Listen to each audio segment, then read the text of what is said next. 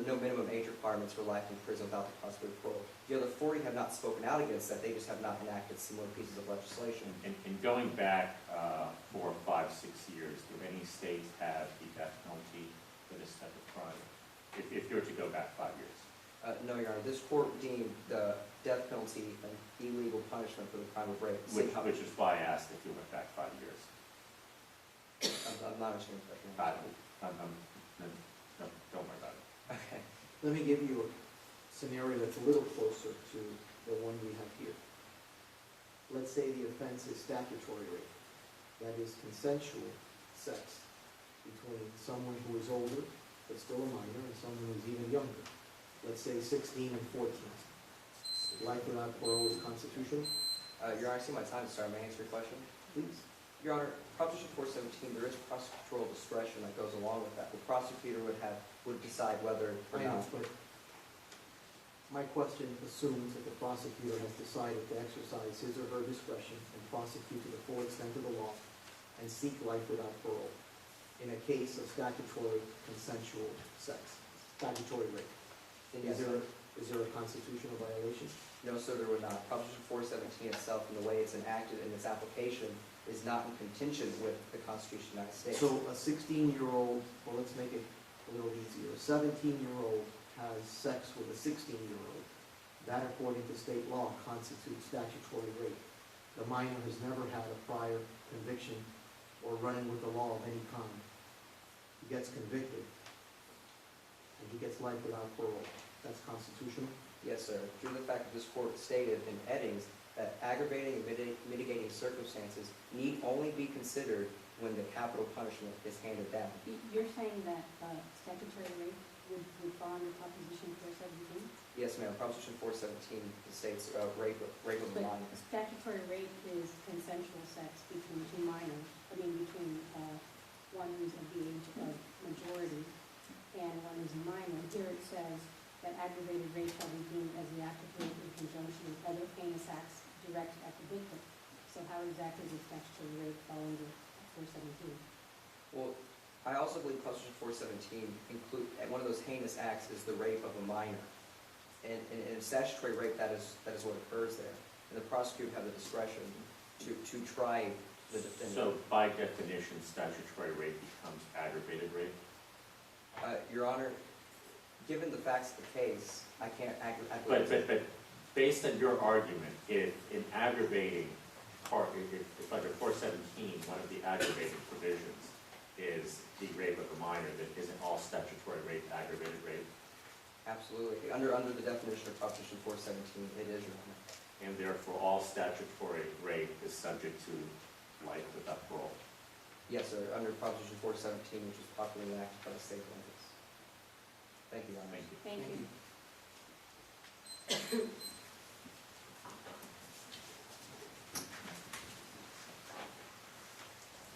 Mr. Chief Justice, and may it please the Court.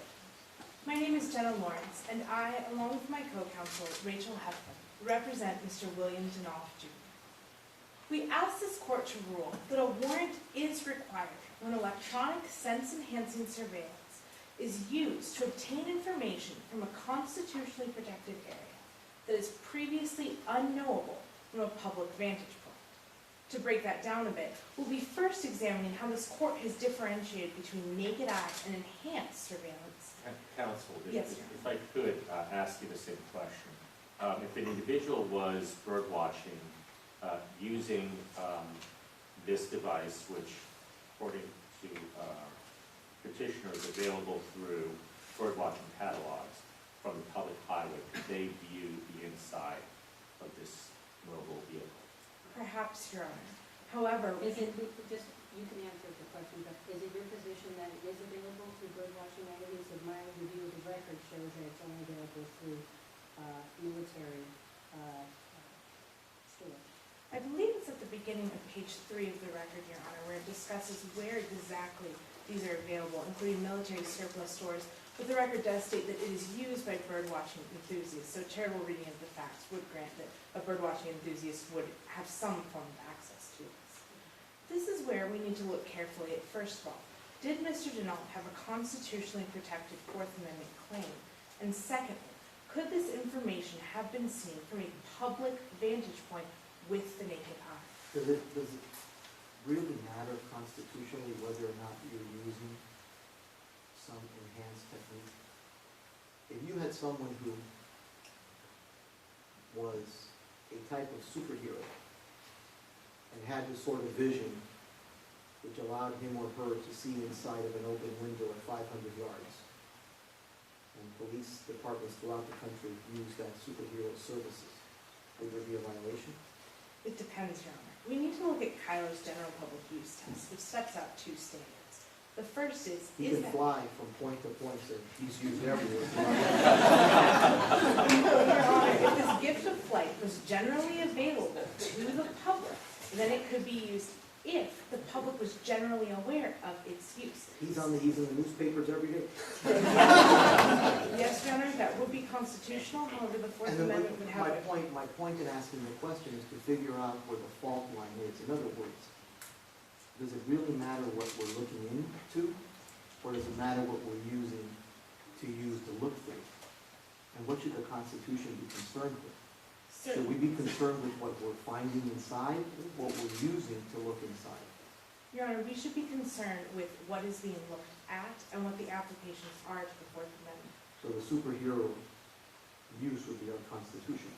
Your Honor, if the superhero was generally available to the public and everyone knew he was there, then it would be Isn't constitutional. that the distinction in the Kyle case, which was that thermal imaging device was only available to the police and law enforcement? That was one distinction, Your Honor. What's important to note is that the Fourth Counsel, is the Cyclops generally available to the public?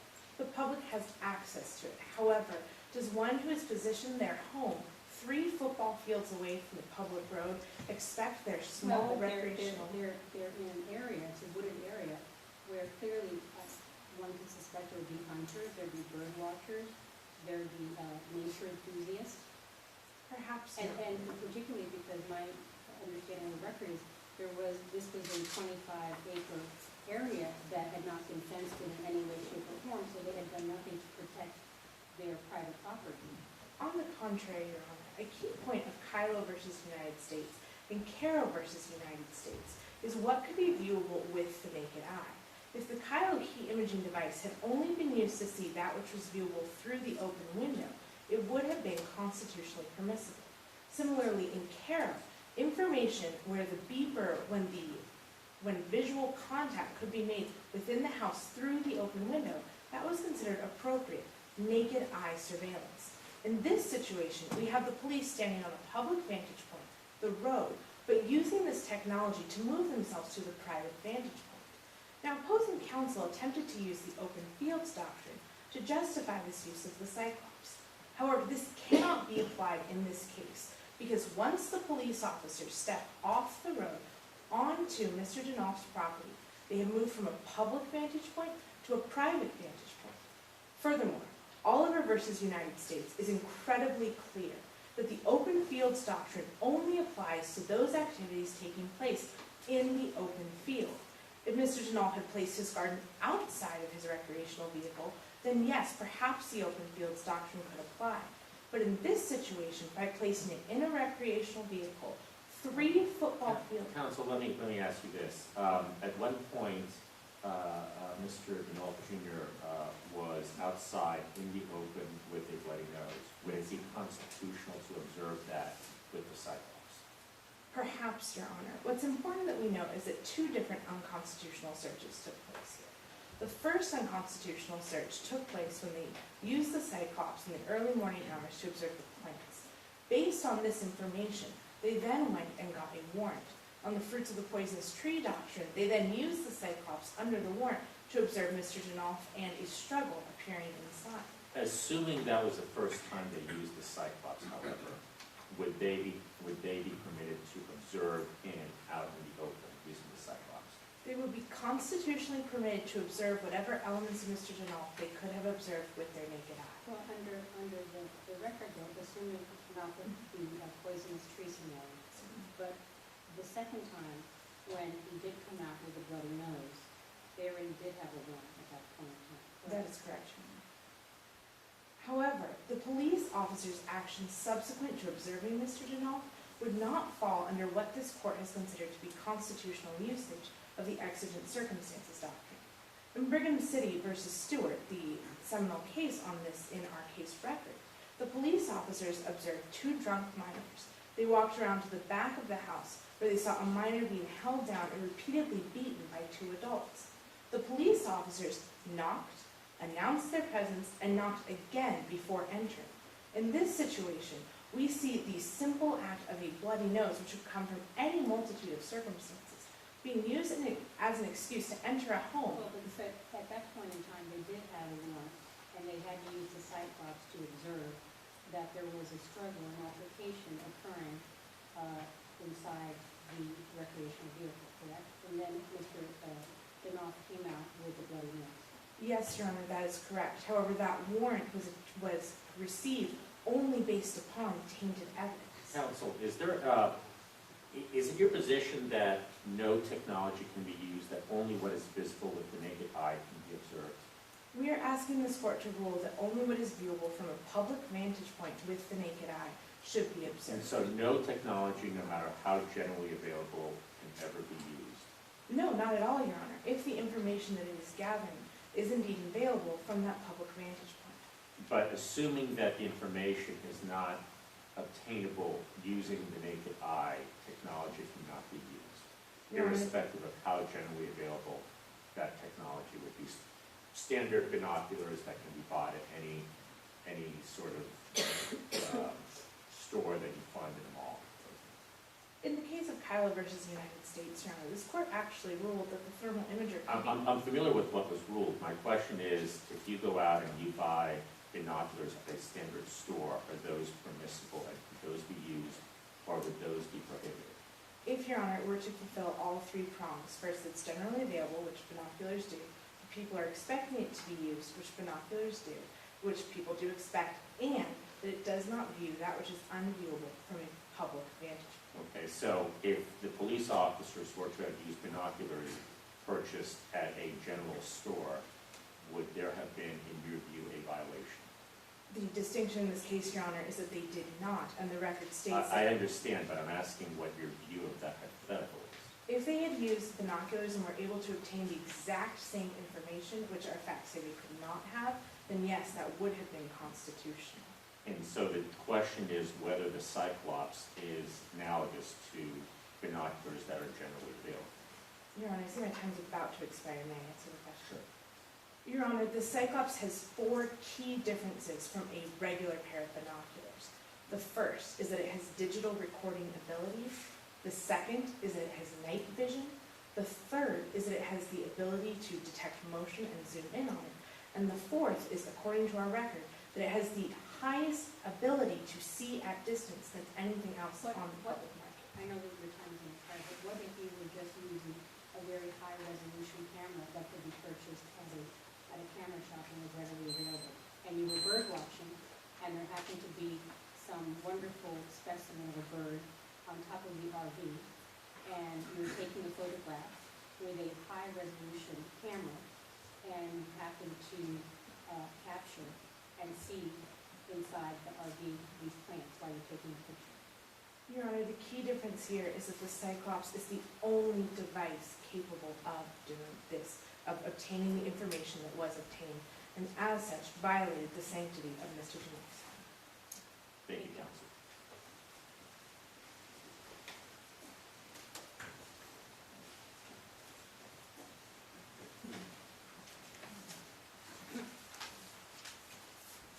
Mr. Chief Justice, may it please the court. My name is Rachel Heflin. I'll be continuing the arguments for the respondent, Mr. William DeNolf. Today we ask this court to rule that mitigating circumstances must be considered when a juvenile is being sentenced to life in prison without parole. No matter what the crime is? No matter what the crime is, Your Honor? No, I'm asking you, no matter what the crime is? Yes, Your Honor. No matter what the prior criminal history is? Yes, Your Honor. So you have a minor who has committed 4 brutal rapes before the age of 16. Each time he gets probation, 2-year sentence, a 4-year sentence, a 5-year sentence. They all get suspended because of good behavior or a psychologist evaluation, so before he's 18, he commits the fifth brutal rape, and this time he kills the person that he raped. Yes, Your Honor. The state has to sort of give him another chance to go out and do the same thing again. No, Your Honor, that is not at all what Respondent is asking for. Rather, we are asking that the courts be required to consider mitigating circumstances before they rule that he should be sentenced to life in prison without parole. Let's say he commits 10 rapes, and on the 11th, the state says no more. You've had your chances, life without parole. Yes, Your Honor, that would be constitutional as long as the state is taking into account how old the individual is. No, they're not. They're not. They're saying there's a statute in the given state that says, and I'm making this up, of course, if you commit 11 rapes, on the 11th rape, you get life without parole, no questions asked, no matter what your age is. Is that statute consistent with the Eighth Amendment? No, Your Honor, it is not. 20, No, Your Honor, it is still not. 50, 50. Your Honor, regardless of the number of offenses that an individual has committed, this court's How reasoning... about murder? Even among murder, Your Honor. This court's... So, there's no point at which a state can say, no more. You've had enough chances, and there is a significant enough societal interest in protecting the public from any future such violent acts that you may wish to commit, that we are going to commit you for the rest of your natural life. No questions asked. There's never that case. No, Your Honor, there is not. At the point at which the youth becomes an adult, that is the point at which the state may refuse to consider the mitigating circumstances. And under what case do you base this theory on? This court's reasoning in Roper v. Simmons, Your Honor, is very clear. The rehabilitation is something that should always be considered when dealing with the case of minors. Now, the reason we asked for this court... But in Roper, we were dealing with capital punishment, correct? Correct, Your Honor. And here we're dealing with a felony. Yes, And ma'am. not capital punishment. So why should we treat capital punishment the same as a life without parole?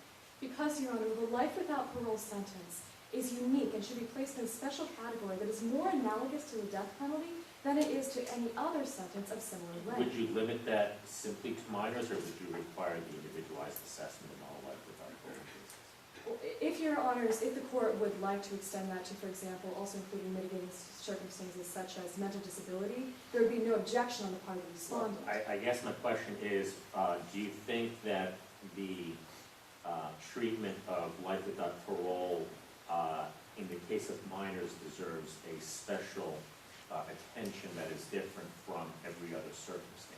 Yes, Your Honor, we do. And that is because... And why is that? Because, Your Honor, this court noted in both cases of Eddings v. Oklahoma and Roper v. Simmons that youths and juveniles possess natures very different from their adult counterparts. Roper v. Simmons noted that youths possess especially transitory natures. Eddings v. Oklahoma noted that this was especially true for those individuals under the age of 16. Mr. William DeNolf, the defendant in this case, is only 15 years old. And why would that require an individualized assessment? Because, Your Honor, Proposition 4